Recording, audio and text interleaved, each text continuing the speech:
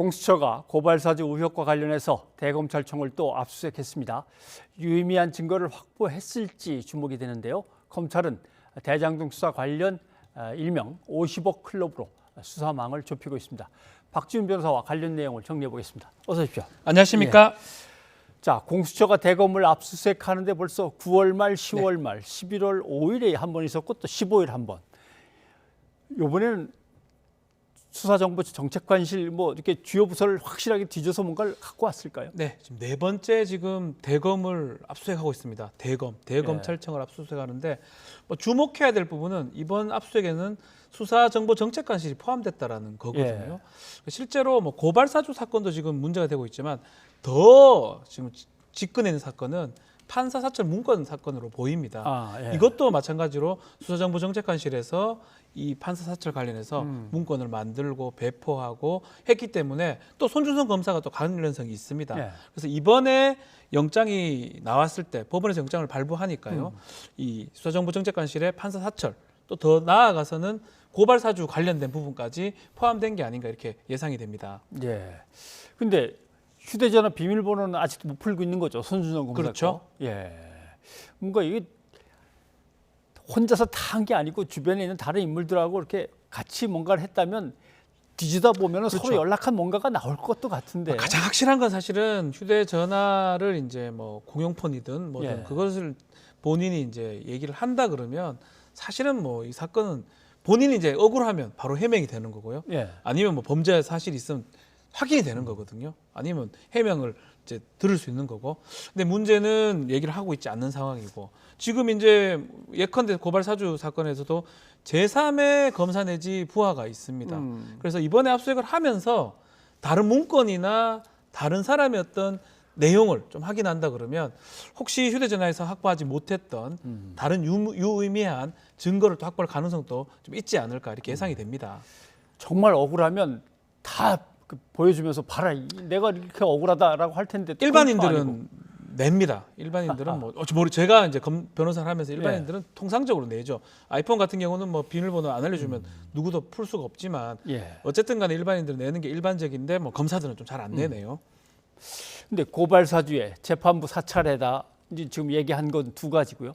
거기다가 이제 한명숙 전 총리 모해 위증교사 이제 그 수사에 대한 방해 의혹도 있고, 그다음에 옵티머스 부실 수사 의혹도 있고, 지금 이제 조사할 게 많은데 이것들이 어떻게 갈래가 정리가 될까요? 일단 네 가지가 크게 조사가 지금 되고 있어요. 옵티머스 수사 관련돼서도 진행이 되고 있고, 지금 한명숙 전 총리 모해 위증 이 사건 수사 방해 의혹도 지금 되고 있고요. 그리고 고발 사주 사건, 그리고 지금 판사 사찰까지 되고 있는데, 지금 모해 위증 교사 이거 관련 수사 방해 관련해서는 윤석열 후보한테 법정 그냥 진술서 좀 내라 이거 관련해서 소명자료 내봐라라고 지금 보도가 됐거든요. 그렇게 진행되는 것 같고, 나머지 지금 판사 사찰이나 고발 사주 관련돼서는 지금 있었던 압수수색 관련해서 좀 만약에 의미 있는 증거를 확보한다면 손준성 검사를 구속하거나 손준성 검사를 다시 부른 다음에 그 다음에는 윤석열 후보입니다. 그래서 확실한 건 의미 있는 증거를 확보해야 되고요. 그 증거를 토대로 손준성 검사가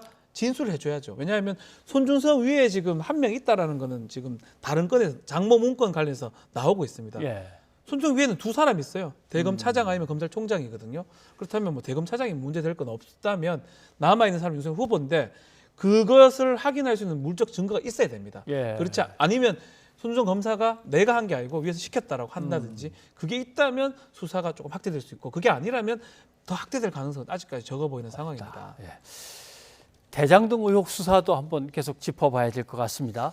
화천대유의 대주주인 김만배 전 기자, 검찰에서는 지금 계속 불러다가 조사를 하고 있는 것 같은데 어제는 출석을 해서 조사를 받고 오늘은 몸이 안 좋아서 안 나왔다고 합니다. 지금 대충 구속이 한 일주일 남았거든요. 기소를 하려면. 기소하는 데 있어서는 갖고 있는 혐의나 증거 같은 것들이 충분할까요?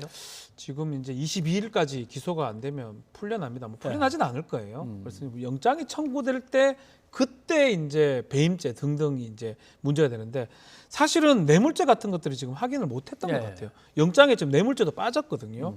그렇기 때문에 그런 것들을 좀 확인하려고 김만배 씨를 계속적으로 소환을 요청을 했는데 막 많이 갔던 건 사실인 것 같아요. 근데 출석을 계속 못 하고 있는 상황으로 보이고 만약에 더 확인을 못 한다 그러면 배임죄나 영장이 나왔던 것 정도만 하고 추가로 다시 또 확인할 상황이 또 생길 수도 있을 것 같습니다. 유동규 씨 같은 경우는 그렇게 지금 됐던 거거든요. 맨 처음에 뇌물죄를 집어넣었다가 네. 구속영장이 기각당해가지고 그렇죠. 다시 나와서는 뇌물죄를 빼고 확실한 것만 배임으로 넣었는데 넣었었거든요. 네. 다시 뇌물죄를 지금 조사는 막 하려고 하는 것 같은데. 아마 지금 보니까 뇌물죄 조사가 지금 핵심인 것 같아요. 예. 특히 곽상도 의원 관련해서 뭐 김만배 씨가 확실히 알고 있기 때문에 그 부분을 지금 하려고 하는데 뭐 조사에 응하지 않다 보니까 정확하게 그 부분 은 아직 정확하게 확인 안 되는 것 같습니다. 그러면 지금 말씀하신 대로 이제 50억 클럽이라고 흔히 얘기가 네. 되었던 인물들 중에서 곽상도 전 의원하고 그다음에 권순일 전 대법관 등등 이름들이 거론됐던 사람들이 있는데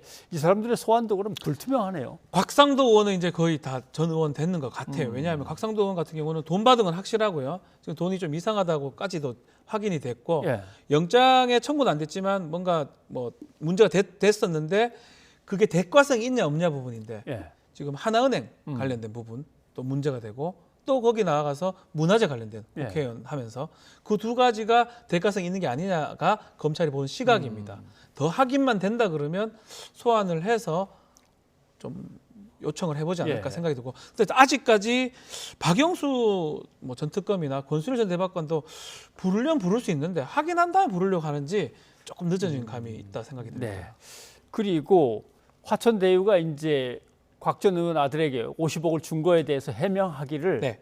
뭐 맨 처음에는 거기서 문화재가 발굴돼 가지고 그 문제를 처리하느라고 상당한 공을 세웠다라고 하다가 뭐 귀가 이명이 생기면서 엄청나게 산업재해를 큰 걸 입어 가지고 50억을 줄 수밖에 없었다. 뭐 이런 얘기가 나오고 하는데 그러면 그 관련된 서류들 산재면 산재 서류가 있을 텐데 내놓으라 그러니까 안 내놔 가지고 아마 과태료를 물은 것 같아요. 그렇죠. 강제 수사가 안 됩니까 이런 거? 그래서 이거는 사실은 과징금, 과태료입니다. 예. 서류 내라고 하니까 노동 관련된 서류 내라고 하니까 내지 않았던 과태료를 지금 부과된 거거든요. 이걸 갖고 뭔가 압수수색을 하거나 할 수는 없습니다. 다만 곽상도 의원이 나중에 나온다든지 아니면 또 김만배 씨도 마찬가지입니다. 화천대유 쪽 사람이니까 이게 가장 이상한 거죠. 왜 서류를 보관하지 않았으며 내락한 서류를 왜 안 내며 소환에 불응하느냐. 이 부분이 중요한 증거로 쓰이고 50억이 이 산재도 아니고 아무것도 아니라면 뇌물일 가능성이 높은 거고요. 뇌물이라 그러면 왜 뇌물을 줬는지라고 확인이 되니까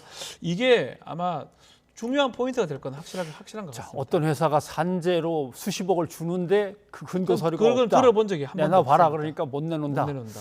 참 이렇게 되면 난감하네요. 예, 알겠습니다. 오늘 여기까지 듣도록 하겠습니다. 고맙습니다. 감사합니다.